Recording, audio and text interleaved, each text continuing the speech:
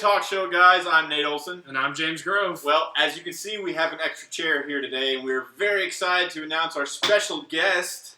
Can you please walk out here, guest? All right. This is one special guest here. I don't really remember the cat's name, but... More knowledge about baseball than all three of us combined. And there goes our special guest. And apparently our special guest is quitting. But our real special guest is Grayson Ceballos. Oh,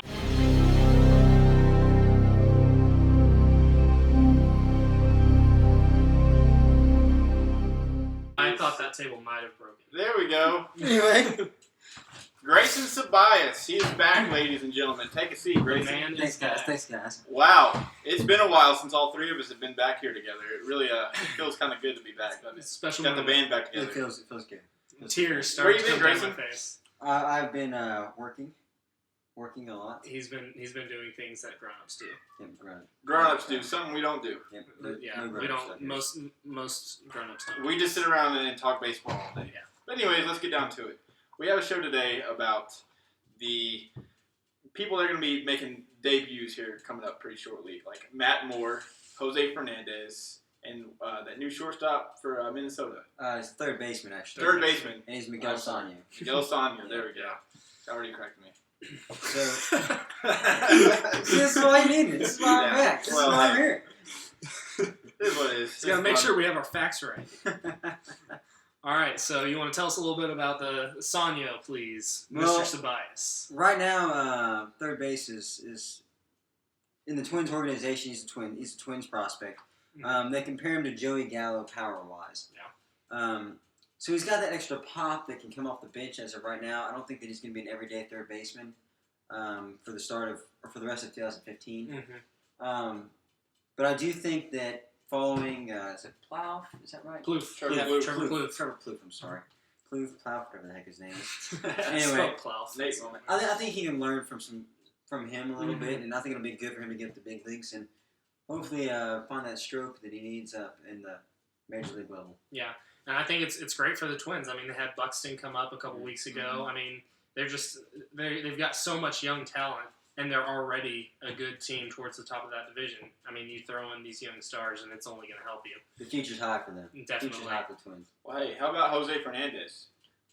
This guy, he was one of the most talked about prospects, young guys in baseball Mhm. for the longest time, and then he, went down with that big injury last season? Yeah, The end of last season, I think it was. Or- yeah, towards the end, Yeah. kind of middle. Yeah. That was a big blow for the Marlins, but I know a lot of fans, even people that aren't Marlins fans, were really excited to see this kid back in a Marlins uniform, see what he can do. He is one of the most exciting pitchers to watch play this game.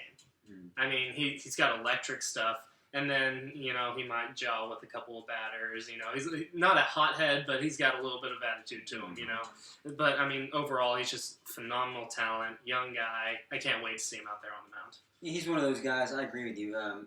He's already got the gasoline lit under his derriere, Mm-hmm. and some people will like that match and see what it takes to get him to burn. Yeah, yeah. But I was excited for this at the beginning of the season when he made his debut because I thought the Marlins were going to be more in the race, Mm-hmm. and they're just not. Yeah. So, I mean, it's still exciting because he is an awesome pitcher. It's exciting to see what he can do. He might help him make it to 500. Yeah. Maybe. So, it's still exciting, but I'm not as excited for it as I was. Yeah. Well, Matt Moore. I've always liked this guy, pitching Mhm. for the Rays. Whenever David Price was still there and James Shields, and he was just getting his start up there, Yeah.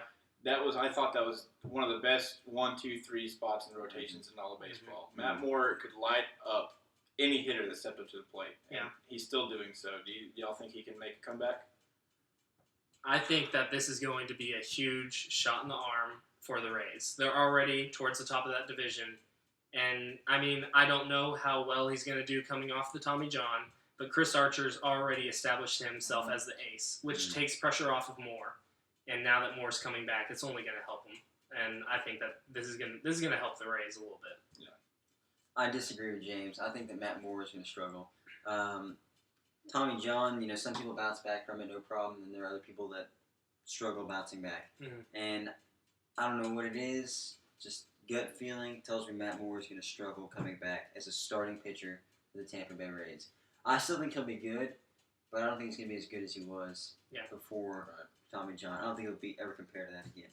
So that's just gut feeling there. Well, we're pretty excited to see all these debuts, but I think that's all we have for today. We're running out of time, so I just want to say thank you for watching. If you want to find us on Twitter, you can go ahead and find us at Triple Play 3. Ask us any questions you feel you want to ask us. Or you can find us on Facebook. Tell us what you think of the videos or give us some suggestions you might want. Thanks for watching, guys, for the Triple Play. I'm Nate Olson. I'm Grayson Sabias. And I'm James Grove. Thanks for watching, guys. Appreciate you guys.